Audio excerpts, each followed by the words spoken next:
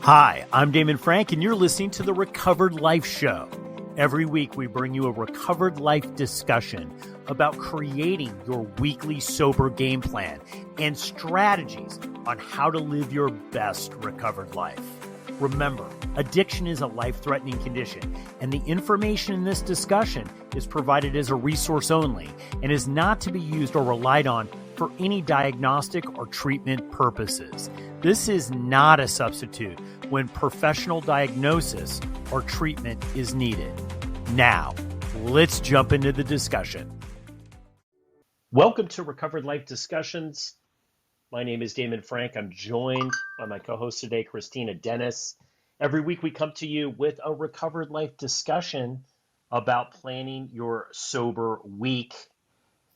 Every week we do this. One of my favorite Recovered Life discussions of the week, Kristina, I don't know about you, but I love this one because it sets us out right. It sets us on the right path to, really have the recovery that we want and deserve. Sure does. So I wanted to welcome everybody to the discussion. We're going to dive into it here real quick. Just a couple rules with the Recovered Life discussions. We just ask if you come up and share, you just use your first name. And because we record this, we just ask that you do your first name. This is replayed on the podcast and here on Clubhouse.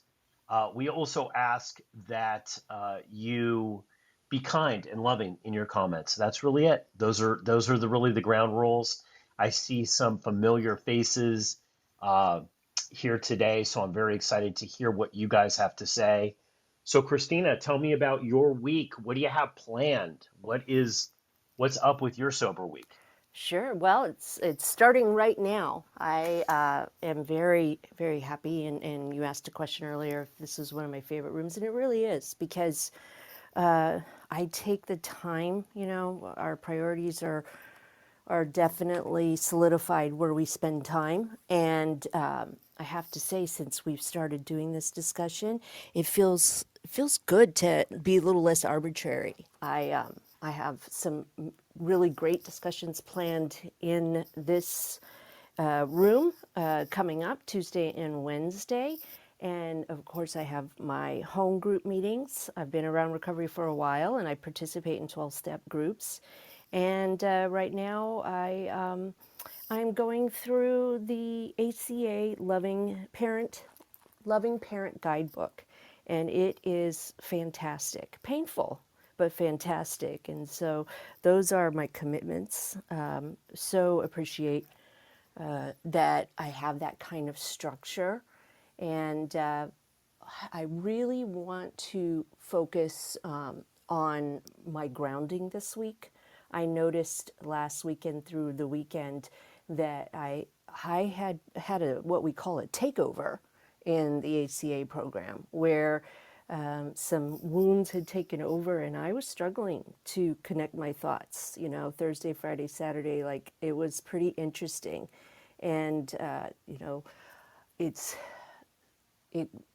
it sometimes is, stuff that I don't like to share because I've been around a while, but I know it's really important. And so for me, it's very important for me to have the two places that I go for 12-step meetings in addition to this, because those people know me and I'm not leading the discussion, I'm just being part of it. And so I did a lot of work yesterday on this concept, the takeover, and am really, really trying to work on this whole idea of loving all the parts of me, especially the messy parts or the parts that get tired. And there's like an inner teenager that's out there trying to represent, and that's what they mean by takeover, when a traumatized part of ourself takes over. And it doesn't even have to be something that's super dramatic. It's, in my case, it wasn't. It just ended up being, something that I noticed the way I was looking at everything, that I was, easily frustrated, and I needed to do some work, is what it showed me. Yeah, I love that you shared that. I'm having a similar situation. I wouldn't call it necessarily a takeover, but I actually today just did a little meditation before the room, and I got out my notepad with a blank piece of paper and just started writing down some things, right, that I know that I want to work on that are just apparent to me. I don't even know if I want to work on them, just kind of what I'm feeling and thinking about certain things. One of the things that I'm really focusing on this week is accountability. It was funny today. I was planning on waking up at a certain time. I wanted to wake up exactly at 6, right?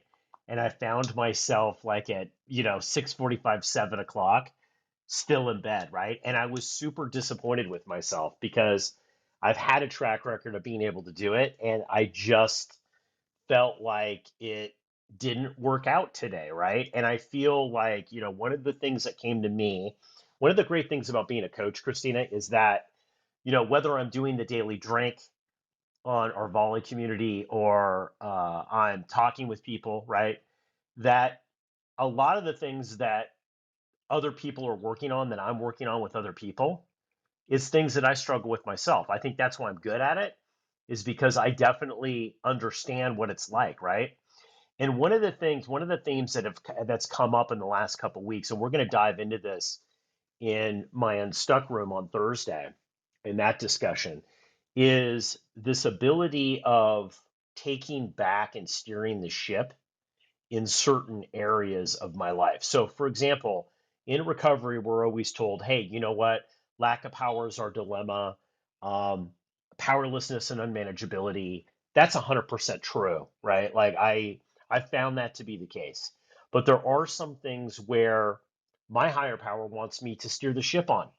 And waking up early is doing it, right? And so I think for me, one of the things I've noticed is I go for my phone a lot in the morning, Christina.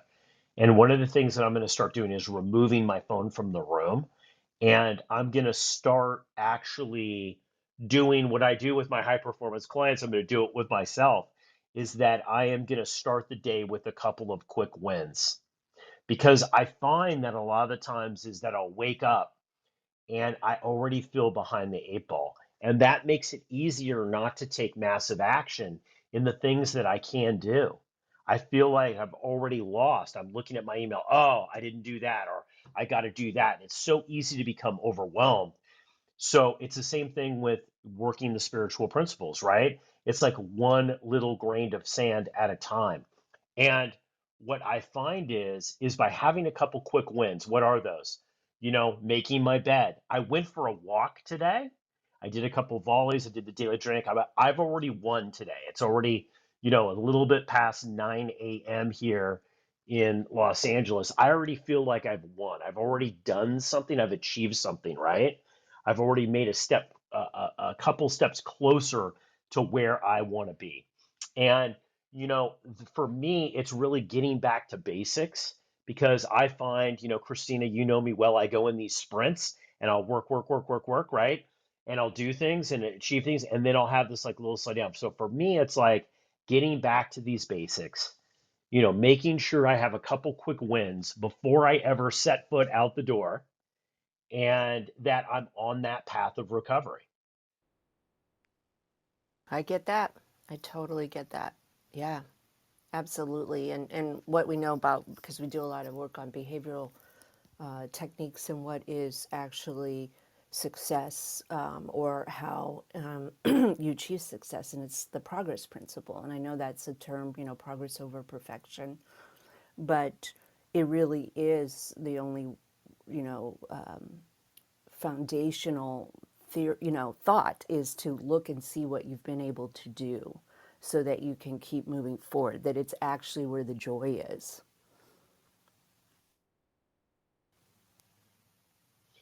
Yes, I'm with you on that. I'm with you on that. My whole goal in 2022, one of my main recovery goals was to have fun, right? Is to enjoy my life day to day. So for me, I don't look at my day or week as a success unless I was able to get some fun in there, right? Get some joy, get some happiness in there. That is so important when you're looking at, you know, get, really looking at your best recovered life. Because I think so many times we become task oriented. I know I do. It's like, I got to do this, I got to do this, I got to do that. And soon I find myself back on the rat wheel, right? And even if I win the rat race, I'm still a rat. So I don't want to be a rat. That's why right? That's why I got into recovery, is that I want to be able to be free. And the thing is that to be free, I have to unpin from that. I don't know if you've had that experience, Christina, but Oh, it's like sure. you have to also live a life in between all of this stuff. So The, easily people get into recovery and say, now I'm going to make up for lost time. And they're right. just executing and doing things all the time, but not having any fun. Right. Well, I mean, everybody's well aware. I know we have some new people, so I'll quickly share that I struggle with this as well. And it has to do with my value of myself and just getting comfortable healing the nervous system, getting comfortable with making that part of the goal and changing the paradigm for what really matters in life. And we have to be honest. What really matters a lot of times to the world, or our measurement, is all about achievement. So it's really difficult to stop doing some of those things. And with my history, my childhood trauma, and many people in recovery have gone through much worse things than me, but I definitely got the idea that I was, capable, but I wasn't lovable unless I produced. And I even struggle with receiving.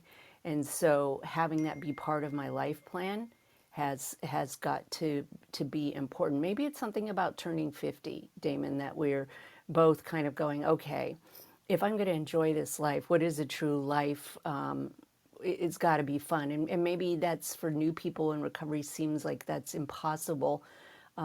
You know, it certainly did to me when I first put down drinking. It felt crazy to this idea of having fun. But, I knew somewhere inside of me that I really struggled with it. It's why I relied on alcohol. And so I want to say, without a doubt, I've had some definitely fun things happen to me the last couple of decades.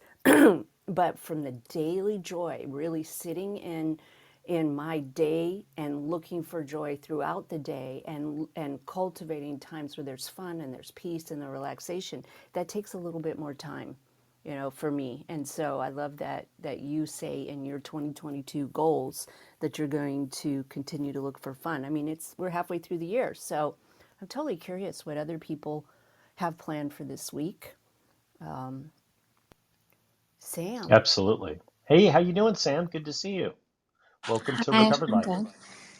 Thanks. I came in a little bit late, but yeah, so you're just asking what I'm doing this week, or are you asking me to talk on like fulfillment in my life? Anything you want. Yeah, Everything. anything you want. This whole thing is just about plan your sober week. We talk about what we're working on in our recovery this week. hmm So, anything along that topic. Okay, cool. Well, yeah, like bigger picture wise, I feel kind of like strange because I am like in the interview process for like getting a new job. And at the same time, I feel like in a way that I can see like beyond that and like feel like it's not gonna be like that is not where I'm gonna find fulfillment for myself, but at the same time it's like something that I like need and want to do. Um I know it will like be fulfilling in some ways, but like I don't think it's like that's like it.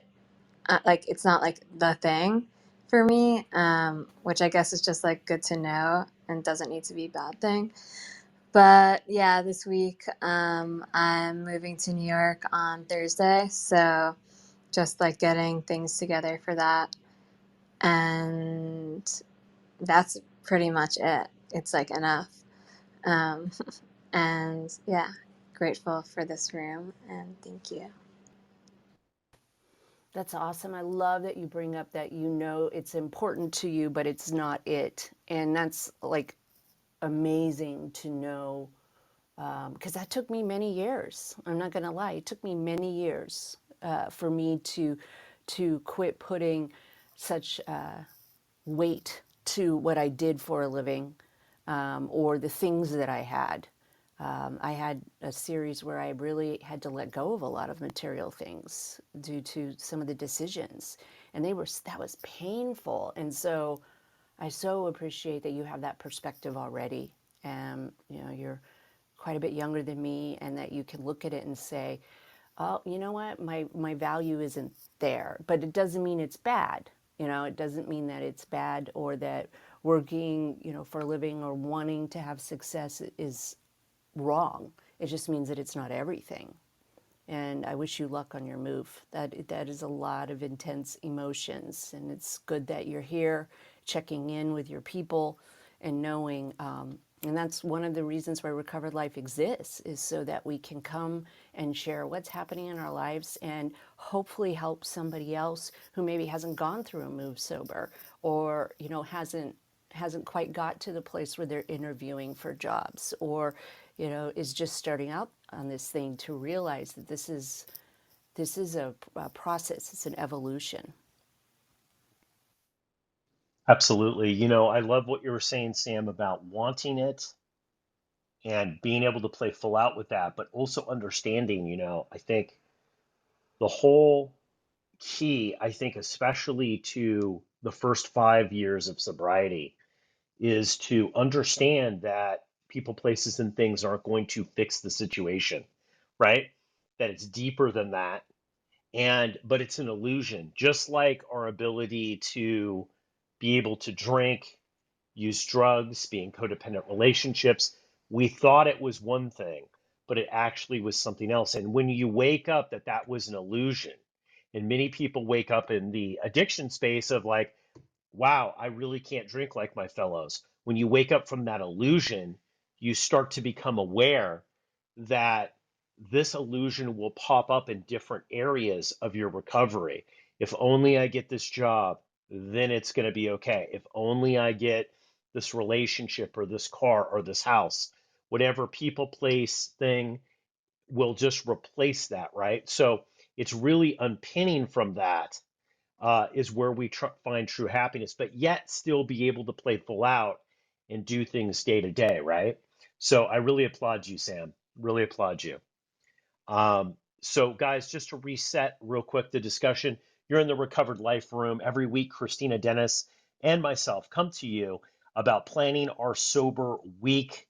We talk about what we're doing with our week, some principles that have to do with recovery that we're working on. What are we struggling with? What are we doing, right? What are you doing? What are you struggling with? We want to hear from you. Chelsea, welcome to Recovered Life Discussions. How you doing?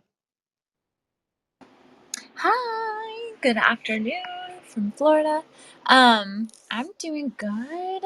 My recovery week, it's gonna be different because in spirit of rotation, I've given up a couple of my commitments.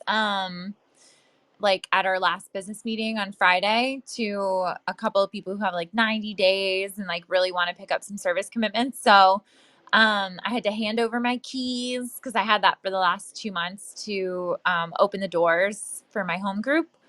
And I was chairing a Thursday night meeting. So like this week, I'm just going to continue to go to those meetings that I've been going to, and just be of service by being there. So it's like an adjustment because you start to take like a little bit of ownership over your little roles, but then you have to remember like, that there's other people that want to serve, So, I did that. And, yesterday I drove a couple hours to St. Pete, because um, it's Eastern Conference, Young People in AA. It's, going to be hosted next year. So we had elections, for the host committee, and I picked up an outreach position. So I'm really excited about that. And there's an opening at like a recovery center, like a grand opening in town, and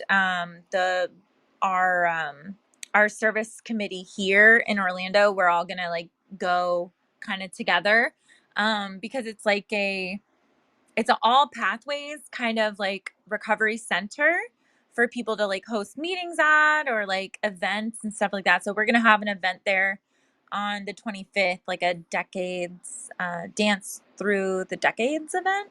So like my um sober week is like full of a lot of AA and a lot of like little service commitments and trying to mesh them in with my normal life and try to make sure that I didn't overextend myself by joining these two service committees. But I'm really excited for what the future holds because I've never been on a host committee for a conference. I've been on a bid committee where we've been bidding for conferences. Oh, no, that's not true. I was on the host committee, but we didn't end up having the conference because of COVID. But anyways, yeah, I'm really excited for this week. And I'm just going to stay committed to going to the meetings that I've been going to so that like, even though I'm not holding a position there this month, I can pick it back up next month if nobody wants it. So yeah, I'm excited. Thanks, guys. I love that. Chelsea, you're such an example of doing service. And it reminds me of, of how much we get when we give.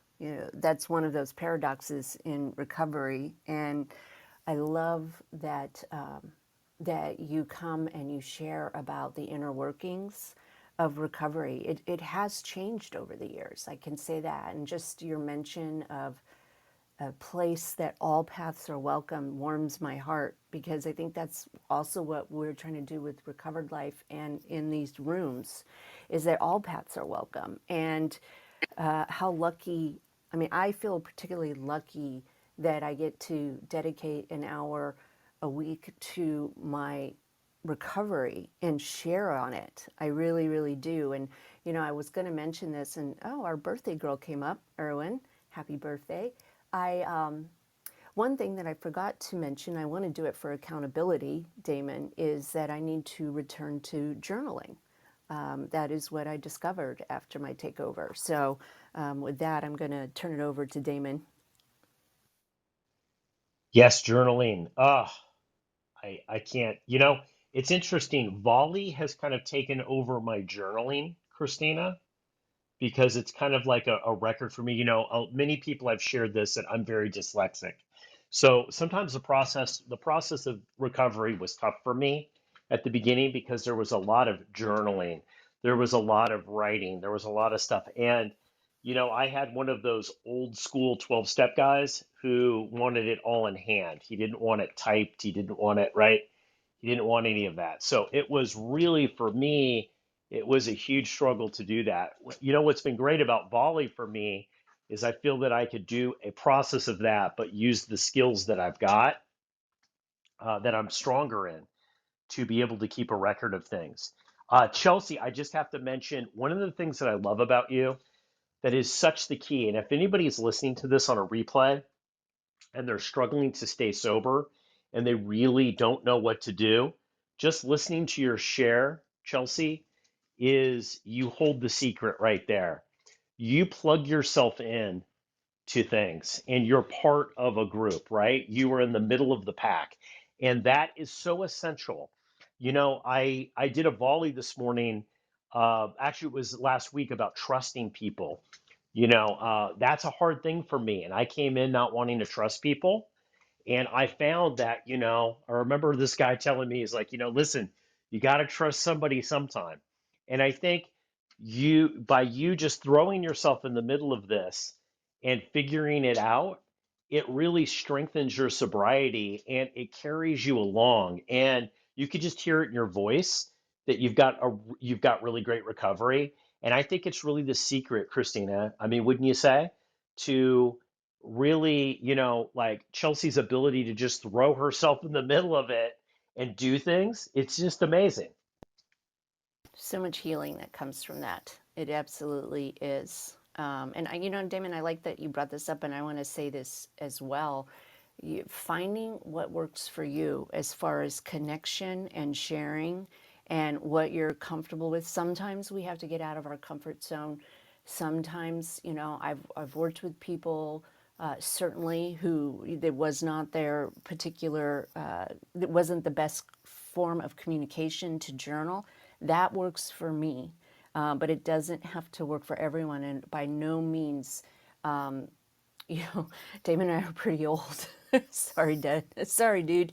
But, we're older. And back then, we didn't even have the internet when we got sober, or they did, but we didn't have it. And so I recognize that there's all these new ways to connect. And as long as you're doing it every day, I journaled prolifically for years and years. And about, I don't know, 7, 8 years ago, I just couldn't do it for a while. I just couldn't do it.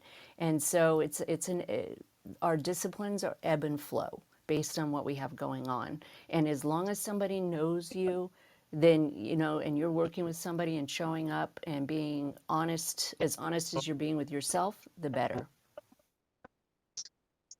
Erwin, did I hear that it was your birthday today? Is it your anniversary? It's my birthday, not Birthday. She yeah, blessed us. 42. Happy So birthday. thank you. Yeah, I'm having a good day. A lot of people have reached out, and that's been fun, and I appreciate it. I just happened to check on Facebook, and one of my counselors from summer camp years ago posted this picture of us from 1992. That was cute and fun to see. But anyways, my sober week, I've really been working hard on letting go and not being in control, because as a recovering codependent, control is a big one for me. And even with my birthday, I've been doing that. Usually I'm very like, I want these people there. We're going to eat this, blah, blah, blah. And this year I've kind of just been like, whatever about the whole thing. And a friend invited me to meet up with her tonight if I'm able to. And I think I'll probably do that. And then Wednesday, I'm going to be getting together with my family. My family has a lot of celebrations, starting with my birthday, ending with with Father's Day. We have Mom's birthday, parents' anniversary, my dog's birthday, and Father's Day, all in about a 2.5 week period. So we're going to kind of combine some of those this year. And I realized, like, you know what? I just like, I don't want, not that I don't want to participate. I do want to participate and I want to be there, but I do not want to be the organizer. I do not want to be the one to do everything. So it was decided Wednesday night is the best night for everybody. And I said, I don't care what the menu is. Just tell me what time to show up and I'll be there. And that's all I'm going to do. And I'm actually feeling really good about it. And that's something very different for me. Thinking back to last year, like I made the flower arrangements and set the table and like did everything. And it was nice, but it was exhausting. And so, this year it's nice to just have let go and just let things be. So I appreciate y'all giving me the space to share.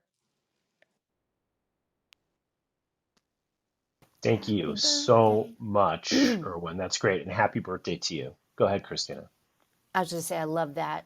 I too have gone through that, where I've had, and I think this is one of the great things about being in recovery, in several years in, is you can look back and actually see, oh my gosh, this is no longer pulling me.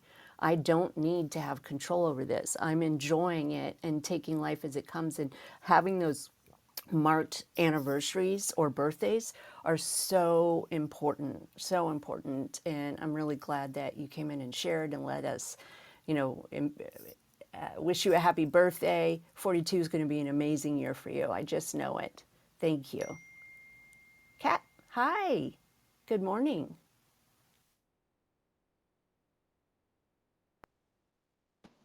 Hi, good morning. Sorry, I was trying to get to the room. Went down a rabbit hole there. But I just wanted to jump up and say happy birthday to Erwin, because she's been such an incredible support, and it's just one of those friendships I never would have thought I would find on this app, like when I first downloaded it. And it's just really turned into something beautiful. And I just absolutely adore you and appreciate you, Erwin. So happy birthday. Um, but yeah, what's been going on for me is, you know, I've been getting back into program and getting, leaning into it, going to like 4 meetings a week and just staying busy, picking up commitments and, being a little bit more active with sponsorship and whatnot. But what I've been getting a lot lately is like my fellowship is pretty aware what's been going on in my personal life, since me and my now ex are in the same home group. Yeah, they know what's going on. So what I've been getting a lot lately is like, wow, you seem like you're really doing well with all of this, and like a part of me wants to be like, girl, like you have no idea how much pain I am in. Like you do not see me sobbing into my like Taco Tuesday tacos, like, or but like that's such a cool thing because I can be going through hard things today and not let it affect other areas of my life. And that's something I was never able to do. So yeah, last night the topic was the resentment inventory, and I finished my Al-Anon steps a couple days ago. So it's been a while. It's been like 2 years since I did a thorough fourth step out of the big book. And when I was sharing on resentments, I can feel those resentments burning in my chest, and I'm like, oh man, like I need to do one of these. In fact, I need to be doing my 11th step or some kind of daily check. But, I feel like you guys were talking about journaling. I just started journaling again a couple days ago, and I was really scared to journal because I didn't know like what wounds would be opened or what parts of myself would spill out onto the page, and I was afraid to look at that, and I don't know. I think it's more dangerous to be scared to look at what's going on inside yourself than like actually having the courage to just be hurt, you know, and like let the healing start. I don't know. That's where I'm at. So thank you for having me up here. Happy birthday, Erwin. I love you. That you're right, Kat. It does take an insane amount of courage to be willing to look at where we are and what we're feeling. And it took me a long time to get there. I I didn't really know my protective self, the parts of me that had disassociated and kept me away from the pain or the anger, or the incredibly codependent parts of me that were more than happy to put my needs behind somebody else's needs because I wanted to feel safe or whatever. It took me time. But you've been so generous with sharing your recovery program and showing us what it looks like to walk through, things that nobody wants to walk through in recovery and staying sober. So I really appreciate that you coming up here and just continuing to share. And yeah, that fourth step for people who are in a 12 step, that fourth step gets a really bad rap, but there's a lot of healing in it. And when you said, feeling that resentment, I went through a little mini of this last week, which is why the takeover happened. I had somebody reach out to me who had treated me incredibly poorly, and it broke my heart when they did it, and there was a separation, and they reached out kind of casually because they're back in town wanting to have coffee. And there was a part of me that just wanted to have coffee with them, like, oh, good, I could put this away. I don't have to deal with it. Oh, wow, we can have reconciliation. And won't that be amazing? Because I truly love this person. But, and recovery also means that I take an inventory and I use discernment about what is best for me and what is me showing that that I'm important and that respecting my boundaries. And this person hadn't alluded to any kind of remorse or even acknowledgement of their behavior. and their behavior was, I mean, the police almost got involved because they were, in recovery, there's a lot of pain, and sometimes people can't hold back their pain. And so I, because this person reached out to me, I had to start thinking about that time. And what I realized was that I have to do some more work on it. And that kind of sucks, but it's so much better than pretending that all is forgiven and we've moved on. I realized, oh, there's still a part of me, and this is 6 years later or 7 years later, it still has to be dealt with. And so I can now look at that little exchange last week and say, okay, that's a gift. I don't like it, I don't want to do it, but I can still do it. And so I just love that you share those parts of yourself, because I think that it is very important to know when you start a recovery program or in a recovery program that we can walk through these things sober. Yes, absolutely, Kat. You said so many things there that I'm also working on as well. You know, one of the things that I love what you said is that you could go through this, but you can also go along with your life, right? And that is such a great comment. Like I just pulled that one out. Like I love that because thinking back, especially also in early recovery, but before I got in, is that that whole thing would absorb you, right? And that is where you would be for a long period of time, and you couldn't really do anything else than that. And the ability to be able to make that discernment is really amazing. So I applaud you for that. Patrick just came to the stage. How you doing, Patrick? Hi, Patrick. Hi, Damon and Kristina. How are you? Hope you're doing well. I'm currently sitting in a courtyard outside by a university here in my city and just enjoying the weather a little bit. Um, you know, not going through the best time personally right now.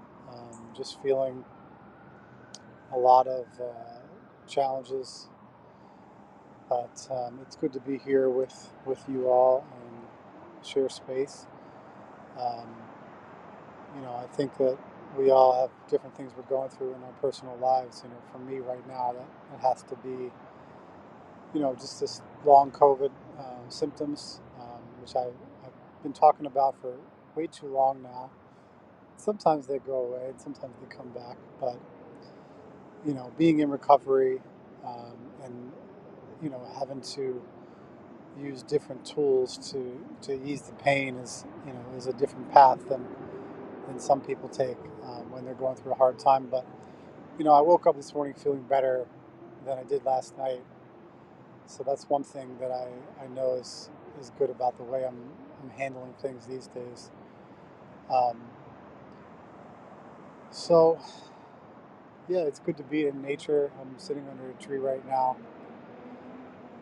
I've got cars driving by, which when you have these symptoms that I deal with, it's like a heightened anxiety, and the sounds are just very irritating, and sometimes people are irritating too. That makes it tough, if you have family or friends that care about you, but just for some reason they just come off in the wrong way.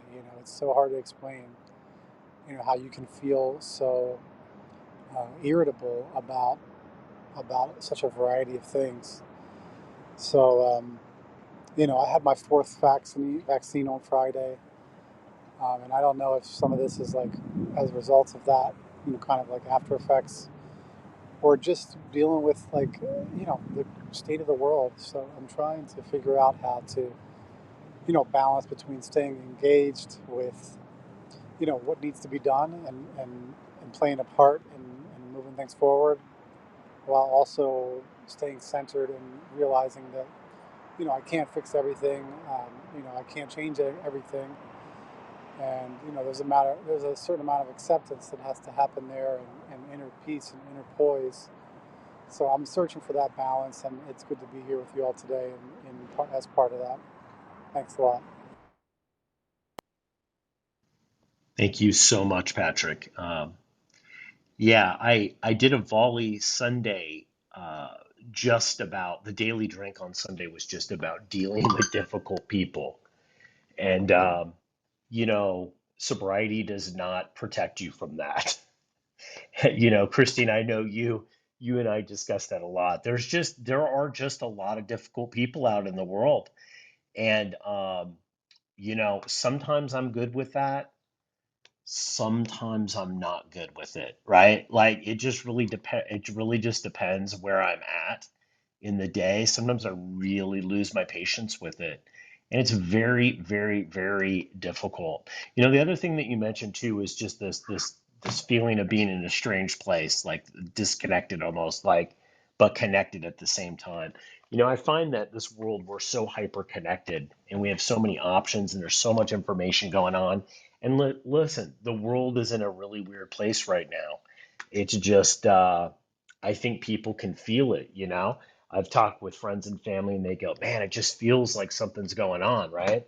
And, I used to kind of ignore that. I pay attention to that. I think people in recovery are more sensitive than we'd like to give ourselves credit for. Like, we're a sensitive lot of people. And I think that's one of the reasons why we, drank, used drugs, ate, gambled, all this other kind of stuff. Because we feel things. I remember when somebody said, what is your goal, Damon, in recovery? Or what was your goal with drinking? I said, I just wanted to not give a shit. I just felt like I cared way too much, right? Like about everything. And that is hard. That is hard. Christina, one of the things I want to talk about today is something that I've been looking at a lot, which, I've been talking for the last couple years about this whole consciousness thing about, I know people have this, about getting conscious, like this whole being aware, mindfulness in the day, in throughout their day.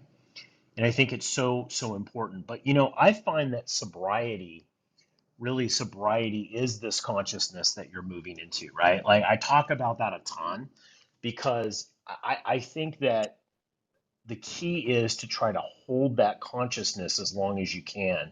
And I'm going to tell you in the beginning, I remember when I got a glimpse of that consciousness and the actions that happen through 12 step groups, the actions that happen through therapy, peer support, whatever coaching, whatever your path might be, I believe gives you a glimpse of that consciousness, right? And I remember when I started to get this glimpse of this consciousness, and it wasn't when I decided to get sober, right? It wasn't because honestly, I just saw that other people were able to do it. And I knew that I had to make this decision and I didn't want to. But I then got a glimpse of the consciousness after that. And for me, I think when I look at, especially in the whole sober coaching thing, and I know Christina, you and I talk about this a ton, is that what is that demarcation line? How do people get it, or how do people live their best recovered life, right? And I've thought about this a lot, and it is the ability to be able to hold and get back into that consciousness for throughout a series of time, right? We were talking on the Recovered Life show today, Christina, about how, about happiness and about all these different topics. It all has to do with being able to tap and get into that consciousness. And that consciousness is in the here and now. That's where it resides. It doesn't reside in the past. It doesn't reside in the future. It doesn't reside in magical and wishful thinking. It resides in the presence. And in the present is the most uncomfortable place for alcoholics. The present is exactly where we don't want to be. But yet that is where the solution resides. I know, Christina, you and I have discussed that a lot. What's your thoughts on that? Well, I I wanted to first say, Patrick, your description of how you're feeling, I have felt that certainly many times. Even last week, I felt that. I understood where everything kind of hurts in the nervous system. I talk a lot about that, but you brought up something that I think will tie into what Damon just shared, and it's acceptance. And I agree with you. Damon, I didn't come to a consciousness that right away in recovery. All I was looking for was to stop hurting myself and stop falling down drunk and stop blacking out. But I remember seeing glimpses of it in people. And, 25 years ago, there wasn't this same kind of awareness. We didn't have language for what I think we have now. We didn't have it available to us then. It wasn't, people weren't thinking about the joy of, I should say some people weren't thinking about the joy. But, for me, that demarcation is when I just started to accept that everything that was happening in my life and everything that had happened in my life was I hesitate to even say this because I don't want people to think I'm saying it's okay that you were abused, but everything in my life was going to be okay. That it was okay. And that's been a struggle for years. And unless I'm in the here and now, I can't feel that at all. I can go back to history. I can start figuring out the ties and the dotted lines to why I have my nervous system reacts to a certain thing. I can do a lot of healing, but I cannot live my life and gain true joy from it unless I'm in this moment. It would be, like there's that joke as a codependent, somebody else's life flashes before your eyes when you die if you don't get it and you don't address it. And that would have definitely been the case for me. And so the here and now takes practice. It takes getting used to being uncomfortable and also just accepting that everything that's happening today is supposed to happen like it is. And that is a hard concept to get when things aren't going the way that I would want them. It's a hard concept for me. But I keep working on that. And I can just see little glimpses of that being true, like if you a fisherman, you see the fish fly. I can just see little glimpses of that this was my path, that those were the parents I was supposed to have, that my son's journey is his journey. And I could see little bits of it which bring me acceptance.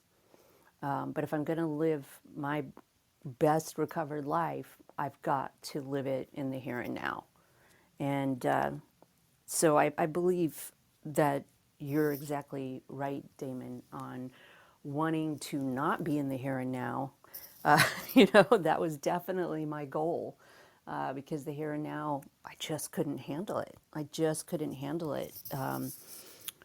Patrick, when you were sharing about people, that was one of the things that kept me drinking heavily. I just wanted to be able to breathe. So, I've shared before, my alcoholism was from the phenomenon of craving happened immediately, but my sobriety, my recovery has had to be for many, many other things than just alcohol, and it all has to do with staying in the moment. Absolutely. I was just thinking back. I had a discussion with somebody, and we were talking about people that were in our lives that were having problems staying sober, right? And I do believe that it is this consciousness that you're pulled into. And the group is a big part of that, right? Like, so I personally believe, and I think Christina, you do as well. I don't want to put words in your mouth, but I don't believe that ultimately, if you come in, you're an alcoholic or you're a codependent or you have any addiction issue that's on that line, that the group itself is going to be the solution for long-term sobriety, just solely the group. I don't believe that because I've seen it over the years, but I believe that the group is an essential part because I do believe that people could hold the consciousness for the other people and it wears off. Consciousness could be very contagious. So when you're around a lot of people that have that consciousness, you tend to go to that consciousness. Just like if you're around people who are negative, difficult people, Patrick, you said that so well. Like my volley this morning was all about negative people. It's like it's if I'm around a lot of negative people, if I'm around a lot of it's not going to work, the world is ending, I absorb that and that becomes my consciousness, right? But if I'm around people who are playing full out, people that are in recovery, people that are doing the work, I start to absorb that. Now, to maintain it on your own without the group always being there, because the drink it's not going to come when you're sitting in your home group meeting, it's not going to come when you're sitting in your therapist's office or talking with your coach. The drink and the person, the codependent relationship, and all this stuff, that's going to come when you're not there, right? So to hold that, I believe you have to do the work. You have to do the independent work. The group itself is not going to be able to get you through long term, in my opinion. What's your thoughts on that, Christina? Yes, eventually, I mean, and there are still some days where the group is what keeps me in, like there are still some moments like I don't want to let down people and not show up at my home group. And sometimes that still works, but no, in order to truly gain, I think, the recovery that we need, we have to kind of kneel, dig down deep and start being willing to be vulnerable and to be known and to share, the parts of us that we don't like. I don't like, being frustrated by other people. I want to be more powerful than that. I don't like, sharing that I'm angry about something that happened 7 years ago. That's my ego. There's part of me that wants to present as fully recovered, whatever that looks like, and I got it all together, and I'm always in gratitude, but I'm not. I'm just not, and so I have to keep working, and because I have to keep working, there's a gift every day in recovery, and the group is a huge part of it because the group helps me to interrupt some really dangerous thought processes, but they are not the only thing. Eventually, I have to be willing to look at myself and know who I am, especially my codependency recovery. Absolutely. Absolutely. It's shocking to me. I was kind of beating myself up yesterday. Just a little insight. I was working around the house this weekend, and I was working on my backyard, and things through the winter had just become really kind of disheveled. So I was really working at trying to kind of get this goal done, to just get it completed so we could enjoy the backyard in the summer. And somebody had said something to me a week ago. Well, it was probably like on a Thursday or a Friday, right? And it was not, this person that said this, I don't believe they were out to get me or they weren't trying to do anything to me individually. They were just kind of a wounded person. But they said something and it pissed me off because I felt that they were trying to kind of undermine or demean a friend of mine's a friend's success. And I will tell you, Christina, I had a conversation with myself about that for 2 hours on Sunday. I realized that I was doing things, but in the back of my mind, this conversation with this person about what I would say to them and if I had the opportunity and what I think of them and what I think that they meant by saying it and all this other stuff. And I remember saying, this is crazy. It was almost 2 hours. I was like, why am I still thinking about this? Like I could be listening to music, I could be watching a YouTube video, I could be just enjoying the here and now. Why am I like thinking about this for 2 hours? This is such a waste of my time. Now, keep in mind, I'm not just sitting in a chair thinking about it, I'm doing things, but it's taking up my emotional space, right? And this is the whole thing where I was out of the consciousness. And for me, I was like, okay, I got to get back into where I reside and thrive. I can't spend this is ridiculous. And I was like, finally, I was just laughing at myself, and I was like, going, this is so stupid that this is absorbing all of my time. And, for me, I had to sit for a second. I had to pull myself back into the consciousness. And for me, it was like, okay, in the here and now, everything's good. Gratitude, we talk about, pulls me back, right? It gets me back to where I need to be so that I can then actually be productive and happy. Yes, absolutely. And a little grace goes a long way. When I find myself in a ruminated space, which I have to say, it happens less than it used to, and I catch myself going down that rabbit hole of anger or frustration, I have learned that, my first thought may be negative toward myself, but my second thought is I'm gonna get through it a lot quicker if I can just accept this very human part of me. And, often sharing it with somebody else helps to interrupt that that the power of those words and the power of those thoughts.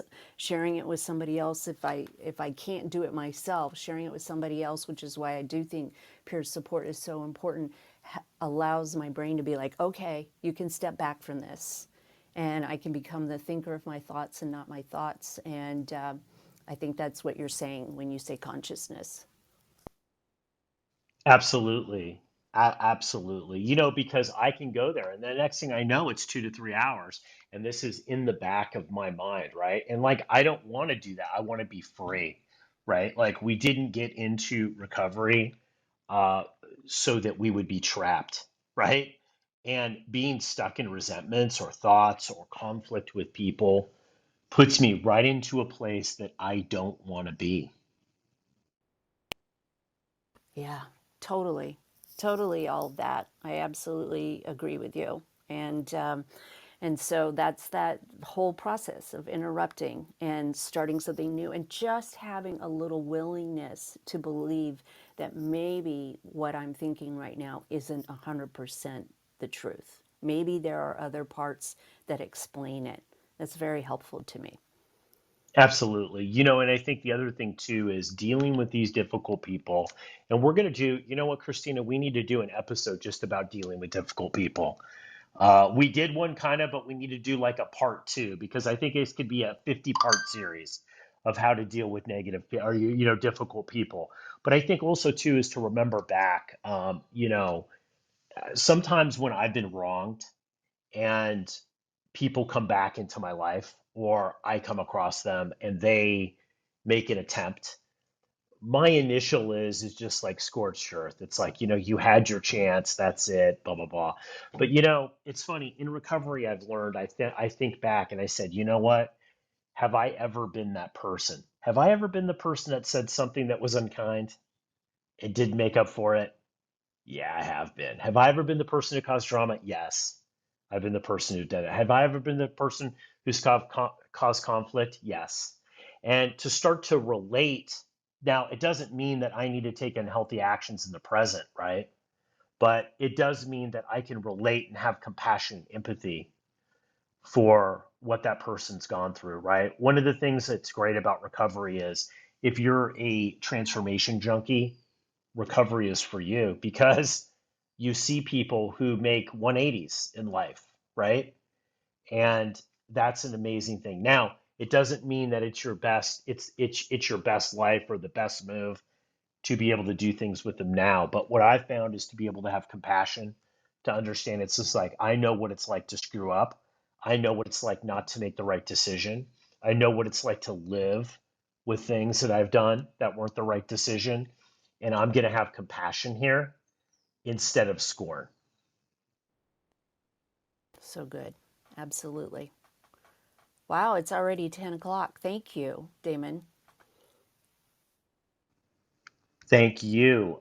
So, guys, we're going to end the discussion here. Christina, final thoughts here on the day? Oh, just everybody stay connected. Stay connected. Do the best thing that you can do for yourself in the moment. And before you know it, we'll have some insight on why things are the way they are. So thank you, everybody, Chelsea, Erwin, Kat, Patrick, for coming up and sharing part of your recovery journey. We do this together here at The Recovered Life, and I so appreciate your time and willingness to be vulnerable with us, and have a beautiful day. Yeah, it absolutely makes it, guys. And also, we'd like to announce something exciting that Christina and I have been working on. Christina and I are going to be partnering in a 6-week breakthrough. We call it Recovery Breakthrough.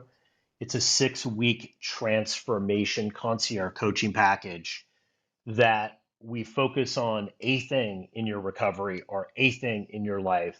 And in 6 weeks, we have a transformation. Christina, do you want to tell people a little bit about that? Sure, absolutely. So you will get both of us once you've determined, and if you're struggling with how to determine what you need a breakthrough from, I absolutely invite you to get on a call with both of us. And it's like saying, it's like making an investment in yourself, and you'll get a full recovery plan with resources, so you don't have to go out and look for them yourself. Both Damon and I have over 50 years of sobriety and recovery in other areas. And then we kind of walk you through it daily for 6 weeks. So it's really exciting, a little different than some of the coaching that I do with people on an individual basis, but you will have the power of both of us. Yeah, it's really exciting. I'm so thrilled about doing this because, you know, Christina, you and I look back on our life and we said, if we could create, I hate to use the word shortcut because I don't believe there are shortcuts in recovery, but if we could avoid a lot of the pain that we went through and the searching that we went through and just was given a clear path. Because, when we both got sober, a lot of the things that we talk about now, trauma, um, codependency, relationships, how to make good choices, meditation, all of this stuff, it wasn't as easy to get access that then, right? And over the years of, both you and I have over 50 years of continual sobriety. And one of the things that gives you is experience losing, right? I always say that it's just like I've lost more than Yes. I've won, but I've stayed in the game, so I'm victorious, right? And this is really the key with Recovery Breakthrough because we've really found a way. It's like, how do we move people in 6 weeks in an area of their recovery that might be stagnant? They might feel that it's not really rewarding. How do we move them in 6 weeks into a place of victory that they're feeling great and that they've really accomplished something? Yes, it's like an intense study on recovery. Absolutely. So, guys, we invite you to take advantage of that. You can find out more about Recovery Breakthrough at recoveredlife.us. That's recoveredlife.us. Thank you guys so much for joining us today on the discussion. And please join us for the future discussions coming up this week at 9 a.m., Monday through Thursday at 9. Keep the conversation going. Join Recovered Life, a community of like-minded people who are looking to live their best recovered lives. Membership is free, and you can apply at recoveredlife.us.